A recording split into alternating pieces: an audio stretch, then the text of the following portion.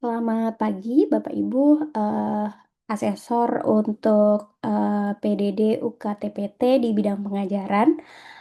Perkenalkan, nama saya Tantri Handayani. Saya dari Departemen Teknik Sipil dan Lingkungan Fakultas Teknik Universitas Gadjah Mada. Dalam video PDD UKTPT bidang pengajaran ini, saya mengambil mata kuliah perangkat lunak dalam proyek konstruksi, di mana ini merupakan mata kuliah di Prodi Magister Teknik Sipil, Departemen Teknik Sipil dan Lingkungan FTUGM. Video ini merupakan video yang saya kompilasi begitu, karena video ini adalah video rekaman pada saat saya melakukan perkuliahan pada tanggal 14 Agustus 2024. Perkuliahan ini dilakukan secara hybrid, ada kuliah yang online dan ada kuliah yang offline di kampus. Mahasiswanya merupakan mahasiswa program kerjasama dari PT PLN. Nah, memang keseluruhan video itu 3 SKS Bapak Ibu, sehingga saya melakukan pemotongan-pemotongan untuk memenuhi syarat delivery, interaction, dan assessment atau DIA gitu. Terima kasih. Selamat siang teman-teman semuanya. Terima kasih sekali sudah hadir. Saya senang sekali bertemu dengan teman-teman di mata kuliah perangkat lunak dalam proyek konstruksi ya. Perkenalkan, saya Tantri Handayani, merupakan salah satu tim teaching di mana nanti kode saya itu TNH ini. Teman-teman, perlu saya sampaikan juga bahwa mata kuliah ini adalah mata kuliah wajib di semester 1, di mana nanti kita akan setiap pertemuan itu 3 SKS. Terus kemudian ini adalah tim teachingnya, kurikulum di Magister Teknik Sipil, terus kemudian minat kita ini kan manajemen proyek konstruksi, itu tuh didesain berdasarkan profil lulusan yang akan dicapai nantinya, lulusan nanti seperti apa. Nah, kita juga mengeset bahwa profil lulusan itu harus mempunyai suatu kompetensi gitu. Nah, kompetensinya itu dibuat dalam bentuk CPL, capaian pembelajaran lulusan. Harapannya teman-teman itu bisa menguasai CPL C, D, E, F, dan G. Nah, C itu apa? Jadi kita itu pengen pengembangan ilmu dan teknologi keteknik sipilan dulu. Terus kemudian pengembangan ilmu itu juga termasuk merancang, membangun, monitor atau mengawasi, terus kemudian memelihara ataupun bahkan mengevaluasi sistem di infrastruktur kita di keteknik sipilan, dan harapannya itu bisa menggunakan teknologi atau piranti lunak. Nah, kita fokus banget nih di CPLD. Tapi juga kita diminta untuk merancang melaksanakan suatu kajian gitu, sehingga nanti memang di CPLE ini ejawantahkan dalam bentuk mini project, nanti saya akan sampaikan. Baru kemudian ada kemampuan komunikasi, nanti juga kita pengennya pembelajarannya aktif, dan juga ada presentasi. Harapannya kita bisa membuat suatu sistem gitu dengan untuk menerapkan CPLG untuk melakukan pengendalian dan pengurangan potensi kegagalan, terutama di konstruksi gitu. Nah, setelah CPL ini kan cukup umum, kita pengen mengerucutkan kembali di dalam mata kuliah ini, nama ilmu perangkat lunak, manajemen, menganalisis ilmu manajemen proyek dengan perangkat lunak, tapi juga harapannya proyeknya nggak cuman dilakukan saja, tapi juga dirancang, dimonitor, dievaluasi nih manajemen proyeknya seperti apa. Dan juga nanti ada kajian yang harapannya juga menggunakan data lapangan, dan juga nanti ada komunikasi. Kita detailkan lagi. Tadi kan capaian pembelajaran mata kuliah, sekarang ada subnya. Subnya ini yang lebih menarik, teman-teman. Jadi nanti teman-teman harapannya tuh punya kompetensi merancang, mengaplikasikan dan optimasi di menggunakan Visual Basic Application atau Macro Excel. Ini adalah bagiannya Pak Arief nanti setelah UTS. Yang dua, ini adalah perancang monitoring evaluasi penjadwalan. Ini di bagiannya Pak Amin, nanti menggunakan iBuild. Nah, saya ke bagian yang fokus ketiga, memahami, merancang, monitoring, dan evaluasi manajemen konstruksi, tapi menggunakan perangkat lunak berbasis Building Information Modeling. Hingga satu pertemuan satu dan ketiga ini fokusnya ke yang nomor tiga ini ya, teman-teman. Nah, nanti apa saja yang akan dipelajari? Saya di minggu pertama saya akan memulai dari pengantar dulu, definisi, cakupan. Terus juga saya pengen ngiming-ngimingi teman-teman nih dengan contoh implementasi BIM di Project Life Cycle. Terus kemudian BIM itu kalau diminta pelaksanaannya, bagaimana sih implementasinya? Nah, implementasinya atau pelaksanaannya itu dengan kita mempelajari BIM Execution Plan. Nah, itu nanti kita akan pelajari. Terus yang nomor tiga itu adalah kalau misalnya teman-teman kan sebagai owner ya di PLN di owner, saya sebagai owner pengen mengimplementasi BIM, maka apa sih yang saya harus sampaikan di dalam dokumen sehingga benar proyek saya tuh benar-benar bisa melaksanakan eh, adopsi teknologi berbasis BIM ini gitu. Nah, harapannya nanti setelah 1, 2, 3 ini lebih ke teori gitu dan juga nanti diskusi. Di 4, 5, 6 saya minta teman-teman untuk hands on. Jadi nanti saya akan kasih 3D modelnya, terus kita otak-atik dengan softwarenya, kita analisis. Analisisnya 3D, 4D, mohon maaf 4D ini sebenarnya adalah penjadwalan, 5D ini adalah biaya gitu. Nah, teman-teman, karena ini tuh berbasis studi kasus, saya akan ada mini project namanya. Mini project itu adalah sistem evaluasi mata kuliah ini. Nanti ada presentasi proposalnya dan juga ada presentasi hasilnya gitu. Jadi biasanya nanti presentasi mini projectnya itu perlu 2 kali pertemuan karena cukup panjang. Sehingga itu sebagai pengganti UTS. Lalu nanti setelah UTS, ini akan dilanjutkan dengan Pak Arief dan Pak Amin ya. Untuk makro Excel dan IPIL gitu. Bahwa saya itu memang mengevaluasi sebelum UTS, di mana sebelum UTS itu saya bebannya 50% lagi setelah UTS. Nah, 50% itu terdiri dari apa? Nanti saya akan memberikan tugas kuliah. Tugas kuliah di pertemuan 3 atau 4 biasanya ada tugas yang bernilai 20%. Nah, lalu yang penting lagi adalah mini project, teman-teman. Mini project ini karena kita pengennya adalah teman-teman sudah di level implementasi, usulannya seperti apa, 80%, di mana 80% ini saya nilainya dari proposalnya dulu. Nanti ada presentasi proposal, idenya seperti apa, saya nilai. Baru kemudian teman-teman akan memberikan final hasilnya. Final presentationnya 80%. Nah, ini saya pengen menilainya dari apa? Dari aspek aktivitas partisipatif, terus kemudian hasil mini projectnya, hasil proyeknya, dan juga kemampuan keilmuan teman-teman atau kognitif. Nah, ini adalah materi dan referensi. Jadi memang karena kita itu fokusnya di BIM di level project, meskipun nanti juga kita level organisasi juga, tapi fokus porsi banyaknya di project, maka referensi materinya adalah BIM Project Execution Planning Guide version 3. Ini teman-teman bisa download secara gratis. Nah, terus nanti beberapa materi dan juga mungkin detail tugas saya akan menggunakan Master ya, karena teman-teman kan sudah punya akun UGM. Komunikasi kita lewat Master, semuanya saya upload di Master dan juga tugas-tugas nanti teman-teman juga uploadnya kembali di Master. Jadi kita terintegrasi di situ. Kita mulai dari perkenalan dulu. Mungkin ada yang mau mulai dulu, monggo silahkan. Perkenalkan, nama saya Srinawati. Saat ini saya sedang ditempatkan di PLN Kalimantan bagian Timur. Lokasinya di Balikpapan. Lalu saya backgroundnya itu di S1 Teknik Sipil angkatan 2013. Lulus di 2017. Sekarang saya bekerja di bidang operasi konstruksi di bagian sebagai officer administrasi teknik. Saya di sini mengurusi tentang pembayaran dan juga tentang amandemen kontrak. Ya Bu, izin Bu, perkenalkan nama saya Hari Surya Pratama. Saat ini bekerja di unit induk pembangunan Kalimantan bagian Timur di Balikpapan. Saat ini saya ada di bagian perizinan proyek. Kemudian background dari teknik sipil angkatan 2012 dan ternyata saya juga baru tahu saya juniornya Mas Dino di Undip Mas. Saling Ya, ketemu ya malahan, saling ketemu yang lain. Oke. ya Bu. Mungkin sekian Bu, terima kasih.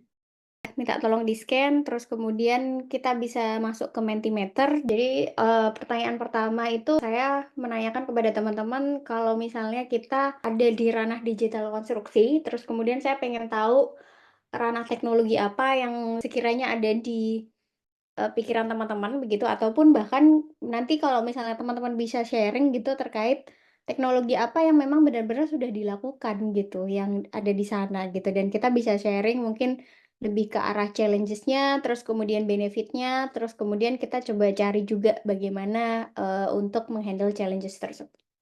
Ini masuk yang pertama adalah ada BIM, terus kemudian Building Information Modeling, dan juga Microsoft Project, AutoCAD, Primavera, MS Project itu berarti perangkat lunak scheduling ya. Terus kemudian Microsoft Excel saya setuju sekali, mau sampai sekarang juga saya masih pakai Microsoft Excel meskipun berbasis BIM, ada 3D printing. Saya juga mungkin juga teman-teman bisa cerita nanti kalau misalnya apakah memang ada prototipe atau bahkan sekarang 3D printing ada yang bentuknya rumah juga, tapi di kami biasanya di UGM bentuknya seperti household yang dibentuk 3D printing seperti pot ataupun gelas hasil dari 3D printing gitu.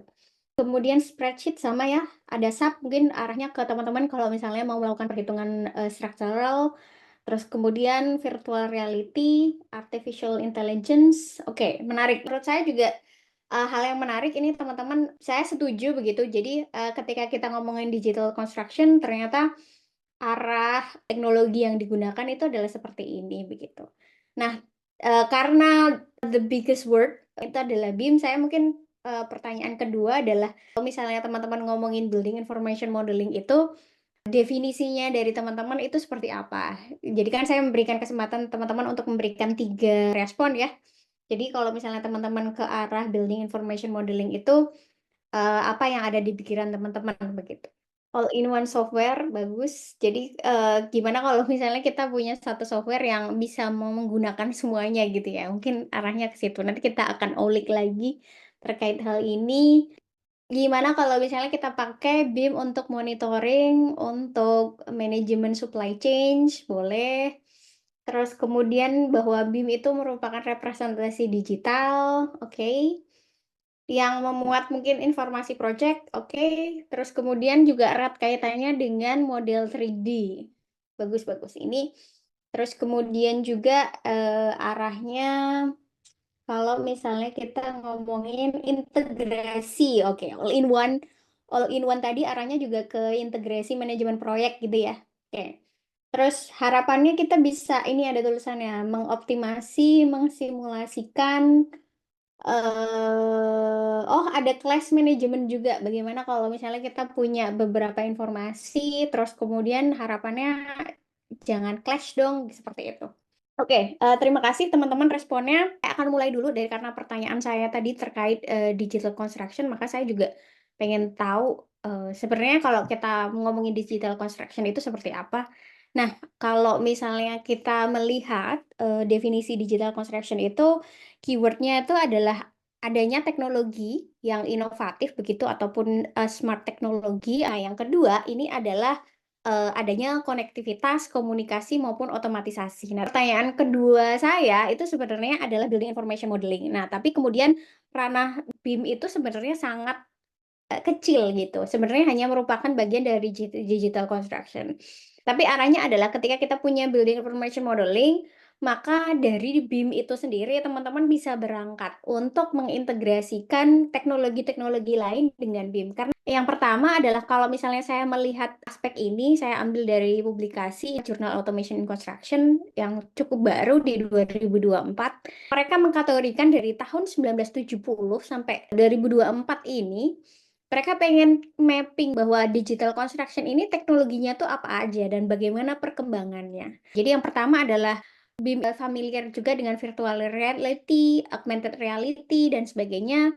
Terus kemudian ada 3D printing juga, terus kemudian teman-teman ke arah robot, arah sensor, ke artificial intelligence, atau yang sangat menarik sekarang itu adalah artificial intelligence dan machine learning. Oke, dari sebenarnya yang perlu saya sampaikan adalah kita itu tidak boleh melupakan traditional construction. Jadi kalau misalnya kita ngomongin traditional practice, mungkin teman-teman bisa sharing. Kalau misalnya ada beberapa tadi yang menyusun rencana anggaran biaya, menyusun RAB ini kita lakukan secara konvensional gitu. Kalau misalnya kita menyusun RAB, metodenya itu apa, urutan metodenya bagaimana ya? Mungkin ada teman-teman yang bisa sharing. Mungkin Bu Sinta.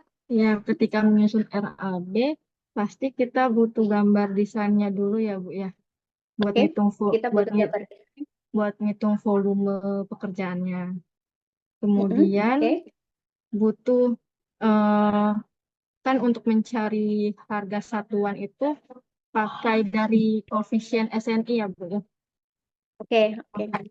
Koefisien SNI seperti itu. Kemudian dapat harga satuannya, udah ada volumenya, lalu udah dapat harganya deh.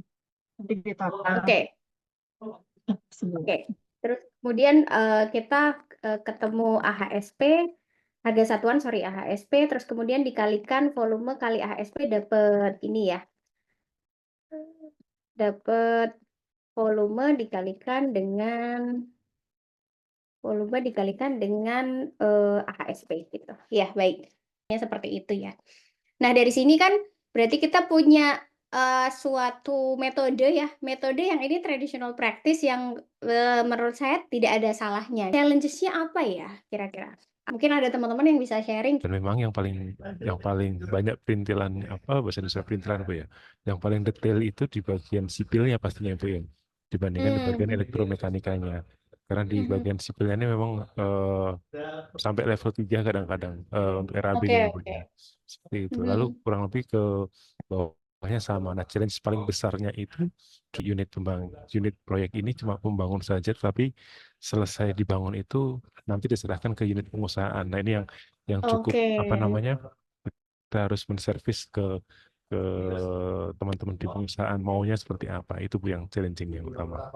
Terima kasih Pak Bobi. Jadi untuk definisi BIM ini sebenarnya saya mensummary menjadi 4 bagian. Yang pertama itu adalah bagaimana kalau misalnya kita mendefinisikan BIM itu sebagai alat gitu. Di mana alat itu tadi sepertinya teman-teman ada juga yang menyampaikan bahwa salah satu definisi BIM adalah representasi digital gitu ya. Memang kita itu erat kaitannya karena BIM itu sebenarnya mulainya dari CAD, bahwa kita perlu suatu ilustrasi, suatu visual yang menggambarkan bangunan atau objek apa yang akan kita bangun, maka kita bermula dari gambar 2D. Tapi kalau misalnya BIM memang karena kita teknologinya itu sudah kita advance, kita naikkan gitu sehingga kita sekarang ranahnya ke 3D. Tapi sebenarnya BIM itu berangkatnya juga dari di 2D itu. Bahkan BIM maturity level itu dari computer aided drawing yang di 2D, sebenarnya gitu. Representasi digital tersebut bisa menjadi suatu alat komunikasi gitu, yang harapannya kita itu bisa menggambarkan kondisi bangunan. Nah, kondisi bangunan itu nanti kita akan expand ya teman-teman, bahwa kondisi bangunan itu tidak hanya pada saat masa desain saja, tapi bagaimana bahwa kondisi bangunan pada saat masa konstruksi yang dinamis gitu. Jadi kan kalau teman-teman di konstruksi kan fasenya pasti ada progres-progres tertentu yang itu sangat dinamis. Nah, bagaimana kalau misalnya representasi digital itu juga menggambarkan kedinamisan dari proyek konstruksi tersebut gitu. Nah, definisi yang kedua itu adalah saya melihat BIM itu sebagai sebuah proses. Di mana kalau misalnya stressing BIM itu ada di kata I-nya, yaitu adalah information, di mana kita itu isi information itu mau diapain dulu gitu. Sehingga kita mau melihat bahwa BIM ini harus ngecek dulu informasinya itu dari kita membuat informasi, menggunakan informasi, mentransfer informasi, itu juga menggunakan BIM. Seperti tadi yang disampaikan ya, pada saat kita mengulik traditional practice, pada saat kita membuat RAB, maka kan teman-teman melibatkan pihak lain yang akan menggunakan dokumen teman-teman. Nah, sehingga kita punya keharusan bahwa dokumen yang di-develop, dokumen yang kita buat itu harus bisa dijalani ataupun bahkan bisa dimengerti oleh pihak lain yang akan menggunakan dokumen tersebut. Nah, di situ kan ada proses transfer informasi yang harus berjalan dengan baik. Nah, BIM itu kan berarti bukan sesuatu hal yang baru, merupakan konsep yang sudah lama, tapi kita coba tapi akhir-akhir ini kita coba untuk lebih detailkan lagi. Kalau BIM policy di Indonesia seperti ini.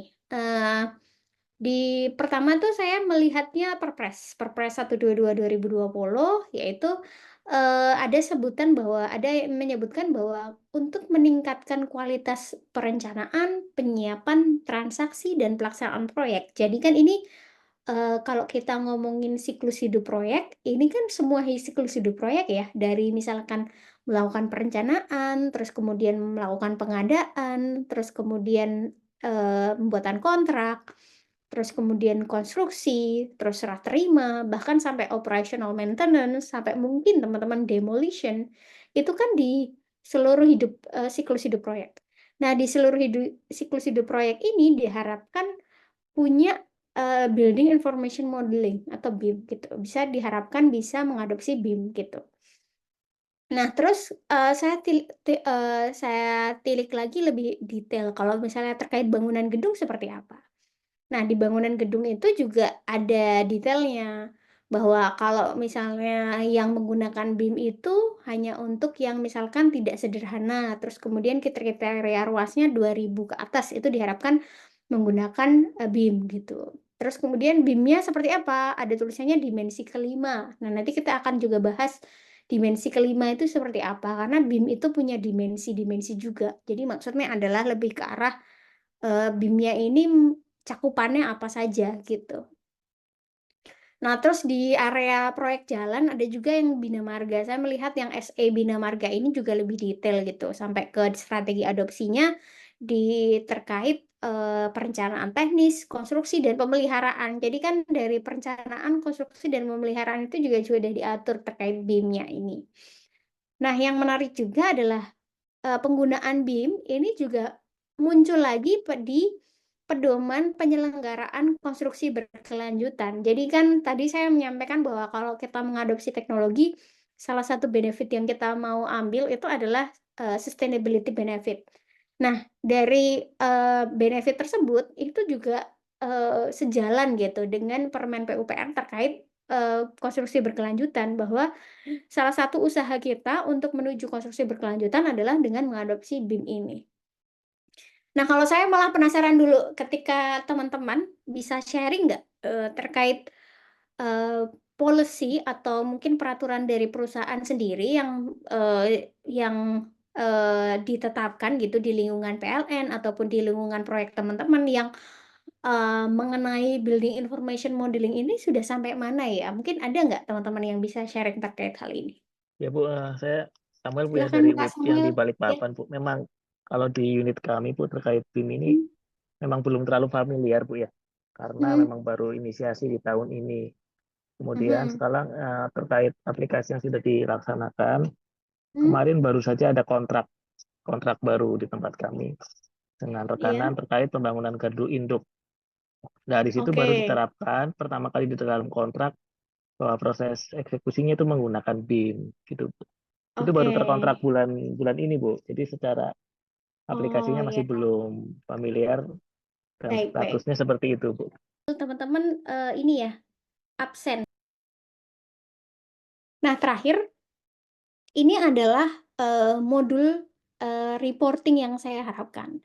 Jadi biasanya kalau misalnya kita menyampaikan change order dalam berupa narasi, kalau sekarang saya menyampaikannya dalam bentuk 3D modelnya itu bisa memberikan visualisasi yang lebih. Tidak hanya menggambarkan kondisi di lapangan, tapi juga memberikan informasi tambahan. Jadi saya bisa meng-highlight elemen-elemen yang memang berubah. Misalkan ada elemen yang terelokasi, elemen yang berubah kuantitasnya, itu kita lakukan dengan color code. Nah, ini nggak saya lakukan secara manual ya, tapi sistemnya itu saya otomatisasi sehingga ketika sudah tahu perubahannya seperti apa, dia secara otomatis dia memberikan color code ini. Color code juga digunakan kalau misalnya kita lakukan, kalau misalnya ada perubahan critical path dalam suatu schedule, ini juga bisa ditambahkan.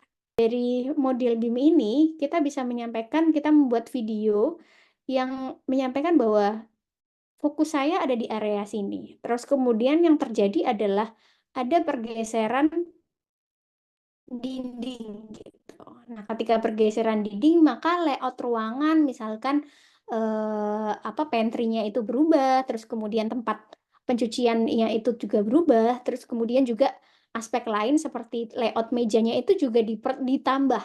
Nah, ketika ditambah, maka saya harus mengurangi atau mendesain kembali area toilet gitu. Sehingga kan dari situ kita bisa memberikan kenapa sih kok ada kompensasi waktu ataupun kenapa ada kompensasi biaya, sehingga dari BIM ini kalau misalnya terdokumentasi dengan jelas, maka trackingnya itu bisa lebih baik gitu. Sebelum saya tutup, apakah ada pertanyaan gitu dari teman-teman sekalian? Izin Bu, Haryo. Silakan. Saya melihat BIM ini kan teknologi yang bagus ya Bu ya untuk dunia konstruksi semuanya gitu ya Bu ya, untuk bisa dipakai mempermudah sebagai tools. Terus misalkan kita mau proyek gedung, kemudian proyek bendungan gitu Bu, dan mungkin di kami kan ada tower-tower gitu, itu ada aplikasinya sendiri nggak sih Bu? Maksudnya, oh kalau gedung bagusnya pakai software ini Revit atau apa gitu Bu, terus yang tower Oke, bagusnya pakai ini, ada klasifikasinya, atau iya. misalkan Revit itu bisa untuk semuanya gitu Bu, semua Hmm, jenis proyek pakai Revit aja gitu, oke. gitu Bu. Iya, ya terima kasih Pak. Jadi memang iya, setiap software itu nanti saya akan sampaikan juga ada sebuah paper yang memberikan framework gitu, bagaimana caranya kita memilih perangkat lunak yang cocok atau software yang cocok. Karena memang setiap software itu sebenarnya setiap software berbasis BIM itu punya interoperability tinggi, yaitu mereka itu berlandaskan bahasa IFC namanya. Nah, ketika IFC, maka maksudnya adalah kalau saya itu bikin model di Revit, terus Bapak Ibu punya ArchiCAD, sebenarnya pasti model saya tetap bisa dibuka di software Bapak Ibu gitu, karena basisnya adalah IFC. Itu yang pertama. Tapi memang tren dari setiap developer itu punya ciri khas masing-masing terkait infrastrukturnya. Nah, kalau Revit ini memang secara umum lebih common digunakan. Memang saya fokusnya nanti mungkin Bapak Ibu izin saya pakai ke gedung ya, yang lebih sederhana aja untuk modelnya, tapi sebenarnya bisa di-extend untuk infrastruktur lain. Tapi kalau misalnya infrastruktur lain, misalkan contohnya jalan.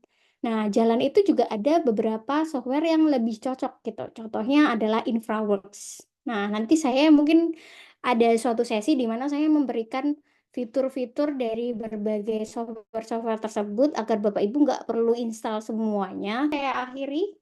Terima kasih sekali teman-teman sudah hadir di kuliah saya dan teman-teman sangat aktif. Demikian dari saya. Selamat sore semuanya. Assalamualaikum warahmatullahi wabarakatuh. Waalaikumsalam. Waalaikumsalam. Waalaikumsalam Terima kasih warahmatullahi Bu wabarakatuh. Tantri. Nah, perlu saya sampaikan juga bahwa setelah saya itu melakukan perkuliahan, maka saya melakukan asesmen, di mana hasil asesmennya itu nanti saya buat dalam bentuk portofolio perkuliahan.